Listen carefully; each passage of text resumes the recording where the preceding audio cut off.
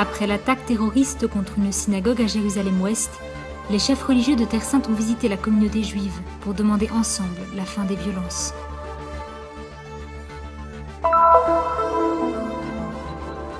Le 20 novembre s'est déroulée la Marche internationale pour la paix Jean-Paul II. 200 pèlerins venus d'Italie ont participé à l'initiative, parrainée par l'Opera Romana Pellegrinaggi. Le Studium Theologicum Salesianum a inauguré l'année universitaire à Jérusalem par une réflexion sur les églises orientales en communion avec l'Église catholique. Des représentants de plus de 60 pays ont participé à la 5e conférence internationale sur la désertification, qui a eu lieu cette année dans le désert du Negev. Dans le théâtre arabo-juif de la vieille ville de Jaffa, a eu lieu une remise de prix pour les théâtres émergents, qui a réuni aussi bien de jeunes artistes que de plus expérimentés.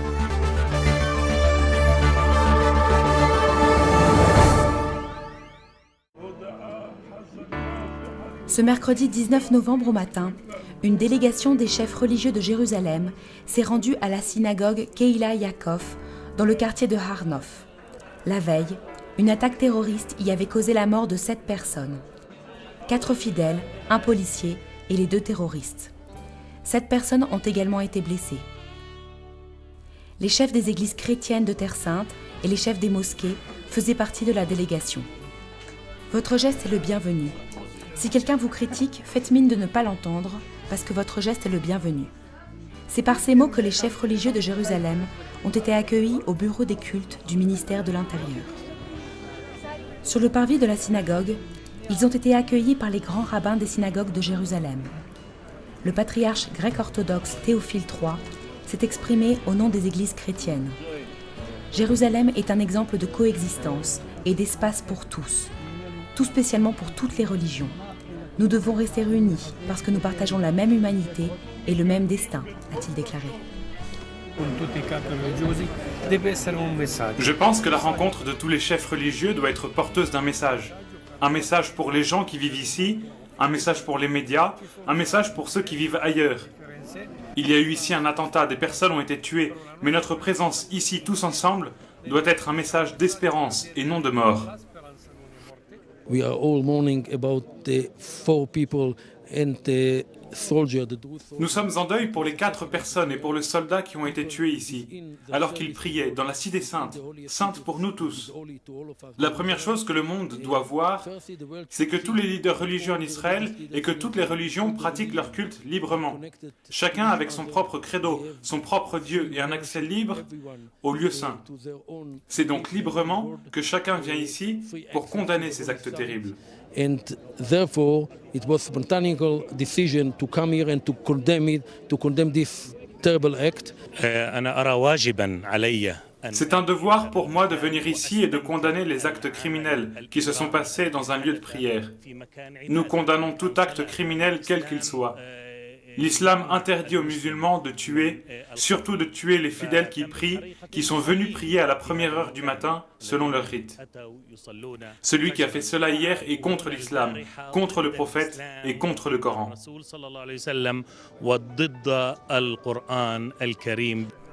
Ce geste à l'égard de la communauté juive est un message et une invitation adressée au peuple de Terre Sainte et au monde pour promouvoir la paix et la liberté religieuse. La rencontre entre chrétiens, musulmans, druzes et juifs, au cœur d'un quartier considéré comme ultra-orthodoxe, est un signe qui montre que lorsqu'un attentat est perpétré, ce n'est pas seulement la communauté touchée, mais toutes les communautés religieuses qui se lèvent et luttent pour la justice et la paix.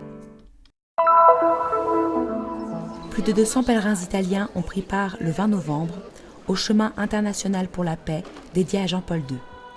Chemin soutenu par l'œuvre romaine des pèlerinages à l'occasion de son 80e anniversaire.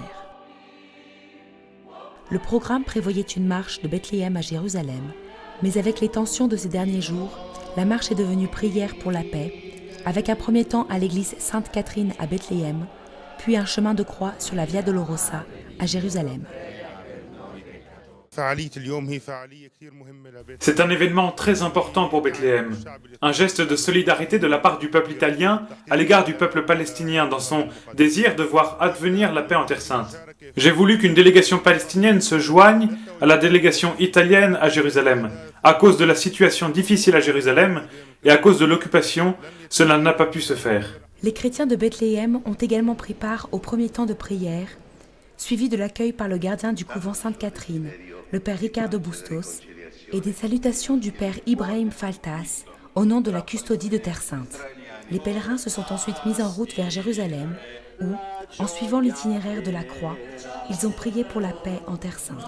Credo che la Chiesa di Roma, vivendo oggi la via Crucis qui est Jérusalem. Je crois que l'Église de Rome, en vivant le chemin de croix à Jérusalem, a été appelée à s'engager pour explorer de nouvelles voies, pour apporter à cette terre, mais aussi à toute l'humanité, les fruits de la paix. La presenza dei pellegrini in Terra Santa sia indispensabile. La présence des pèlerins en Terre Sainte est indispensable. Cette terre est habitée par 3 peuples, le peuple palestinien, le peuple israélien et le peuple des pèlerins. C'est comme une table à 3 pieds. Donc s'il manque les pèlerins de Terre Sainte, il manque une composante essentielle pour le dialogue, la rencontre et la paix. La journée s'est terminée au centre Notre-Dame, où les pèlerins, guidés par l'évêque auxiliaire William Chomali, ont pu écouter les chants et les témoignages de la communauté chrétienne de Jérusalem. On pouvait lire sur leur visage l'émotion et la force transmises par ces lieux, emplis de spiritualité mais aussi de souffrance. Des lieux perçus comme dangereux, surtout ces derniers jours. Mais une fois de plus, les pèlerins peuvent circuler en toute sécurité, sans aucun problème. Comme l'a dit le pape François, allez en paix et faites tout ce qui est possible pour la paix dans le monde entier.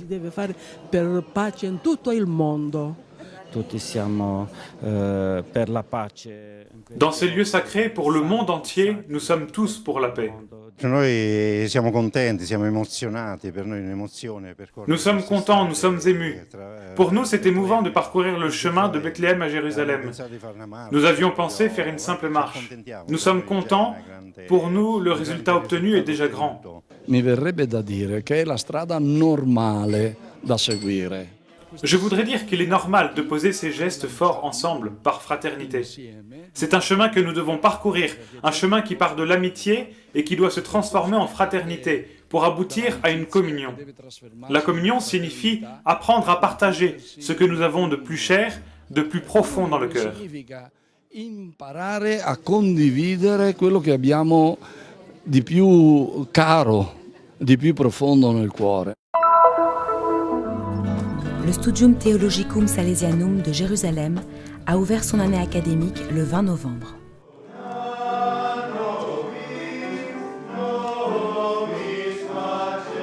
S'inscrivant dans la ligne du décret sur les églises orientales catholiques du Concile Vatican II, le Studium Theologicum Salesianum a dédié une année de son cycle trisannuel d'études aux églises orientales. En introduction, Monseigneur Giuseppe Lazzarato, délégué apostolique pour Jérusalem et la Palestine, a plaidé auprès des participants sur la nécessité de transmettre la valeur de la paix dans les lieux où les jeunes étudient. Les évêques William Chomali pour le patriarcat latin, Joseph Jules Zéret pour l'église grecque catholique et Grégoire Melki pour l'église syriaque catholique ont également pris part à l'événement. L'invité d'honneur du Dies Academicus de cette année est Georges Allen Chéry, cardinal indien, archevêque de l'église catholique Syro-Malabar et membre de la Congrégation pour les Églises orientales. L'importance des Églises orientales au sein de l'Église catholique, tel était le sujet de la conférence. First of all, we should try to appreciate. Avant tout, nous devrions essayer d'apprécier ce que les traditions latines et orientales s'apportent mutuellement. Ensuite, un dialogue essentiel doit s'établir entre Orient et Occident. Nous devons conduire les différents partenaires à dialoguer en plus grande confiance. Un vrai dialogue sincère est important. Les partenaires impliqués dans ce dialogue ne doivent pas sentir que l'un domine l'autre, mais ils doivent entrer en confiance, discuter ensemble, partager le sens de la mission du Christ dans le monde.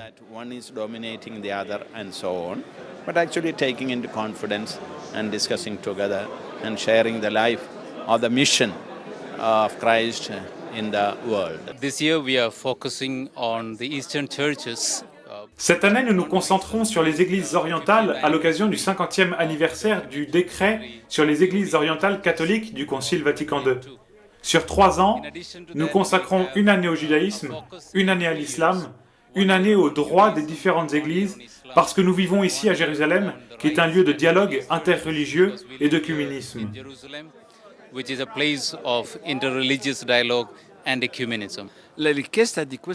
La recherche de communion et d'unité dans l'Église est radicale pour le monde, non pas seulement pour l'Église. Parce que Jésus nous le demande, il a prié pour l'unité. L'unité est donc une cause naturelle essentielle, alors que la division ne l'est pas.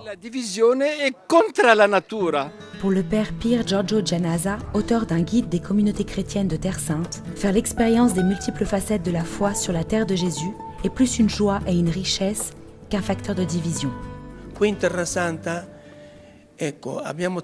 Ici, en Terre Sainte, nous nous sommes trop penchés sur nos divisions. Nous devons cultiver ce qui nous unit. C'est ainsi seulement que nous pourrons aller de l'avant, à l'aide des moyens exprimés aujourd'hui. C'est-à-dire s'écouter, s'entendre les uns les autres, chercher à aplanir ensemble le chemin où nous avançons et qui nous mène au Christ. Ancora meglio verso il logos dia logos che è Gesù Cristo, no?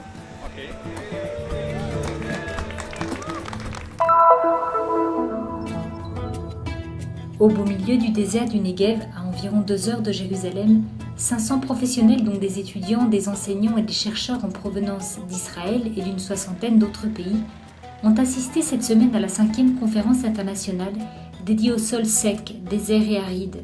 Terre fertile, peuple en bonne santé, tel était le thème de l'événement qui s'est déroulé du 17 au 20 novembre à Sede Boker de l'université Ben Gurion. Le changement climatique inquiète cette jeune équatorienne étudiante à l'université qui profite de l'occasion pour approfondir ses connaissances sur le sujet et pour avoir une meilleure prise de conscience de ce phénomène qui affecte également son pays. Como consecuencia de la desertificación, primero es la migración. La première conséquence de la désertification est la migration. Les gens commencent à se déplacer vers d'autres endroits, dans les grandes villes, avec de nouvelles attentes. Ici, nous sommes dans une zone désertique et nous voyons qu'il y a des plantations. Chez nous, nous ne faisons rien, mais ici, nous voyons qu'il est possible de faire quelque chose. Nous devons donc rapporter avec nous ces résultats et améliorer nos conditions actuelles.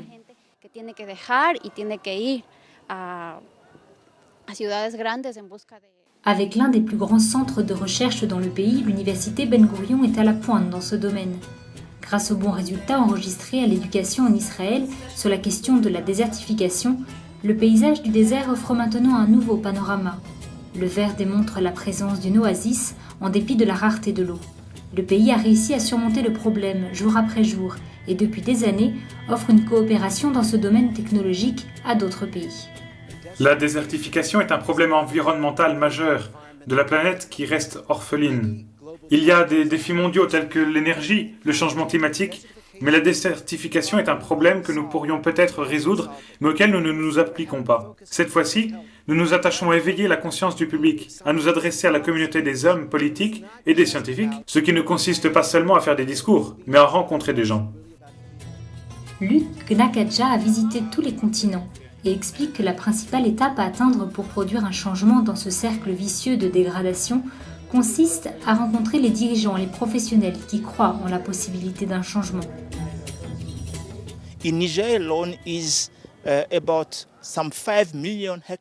Au Nigeria, aujourd'hui, il y a environ 5 millions d'hectares de verre et les gens qui y vivent sont plus résistants aux périodes de sécheresse. L'eau revient et est préservée. Water is back, and their aquifer is refilled. En plus de l'atelier proposé pour répondre aux différents besoins des participants tels que l'agroécologie, l'éducation environnementale, la santé publique, les organisateurs de l'événement ont proposé des sessions parallèles et des excursions liées aux questions au cours de laquelle les participants ont pu être confrontés à la réalité concrète et aux défis de leur propre pays. Une promenade dans le désert ne fait pas peur et la hâte de rejoindre le camp bédouin motive encore plus les participants, aussi bien ceux qui en font l'expérience pour la première fois que les marcheurs les plus expérimentés. Le professeur de l'Université fédérale de Rio Grande del Norte au Brésil est responsable de la culture des plantes dans un environnement semi-aride. Elle affirme que les attentes sont grandes, notamment au vu de l'expérience faite dans le désert par la communauté des Bédouins depuis des générations.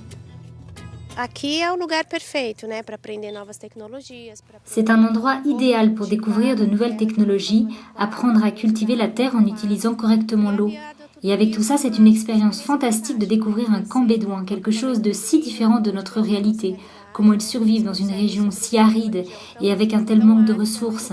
C'est vraiment très intéressant. E realmente tem sido muito interessante.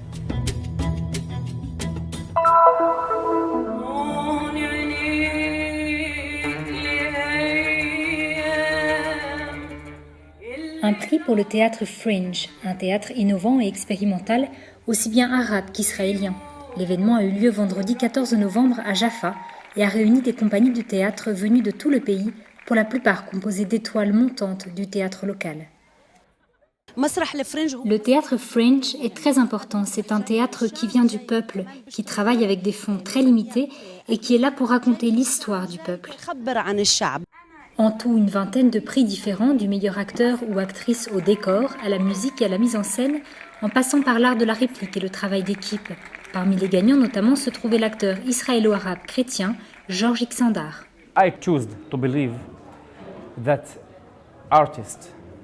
J'ai choisi de croire qu'un artiste, acteur, peintre ou autre, s'il est assis à la maison en passant son temps à rêver, ne parviendra à rien. Nous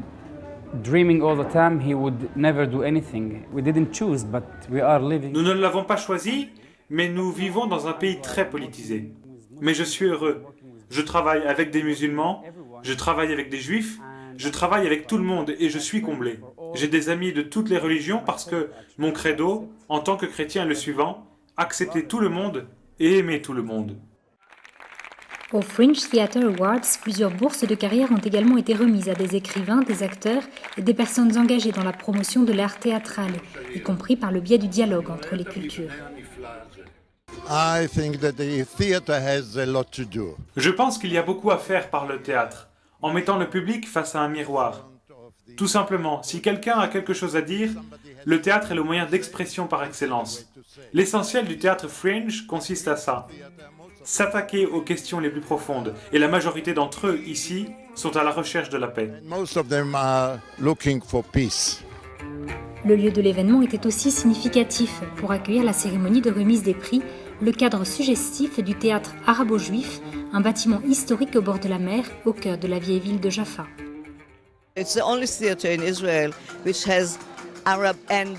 le seul théâtre en Israël où il y a des spectacles en arabe et en hébreu. Ils sont indépendants économiquement, mais nous travaillons ensemble sous un même toit. Nous avons un festival pour les femmes et nous avons un festival international pour les enfants. Et c'est un plaisir de voir les petits-enfants assis ensemble sous le même toit, qui ne font aucune distinction entre ceux qui sont arabes et ceux qui sont juifs. Tout le monde rit devant les clowns et jouit devant de belles performances.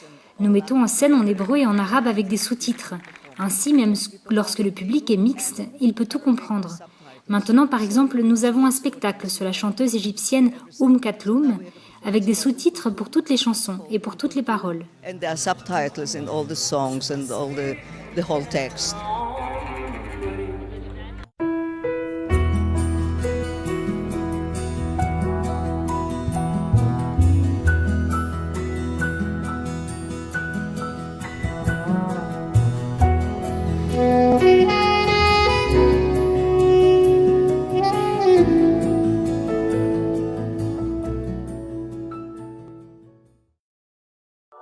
Nous sommes ici pour faire connaître la Terre Sainte, pour donner une voix et une visibilité à l'Église mère de Jérusalem, aux chrétiens locaux et aux lieux saints. Nous sommes ici pour raconter les histoires nombreuses et souvent oubliées de ceux qui vivent au cœur des difficultés avec foi et courage. Nous sommes ici pour porter au monde entier l'espérance de la terre de Dieu.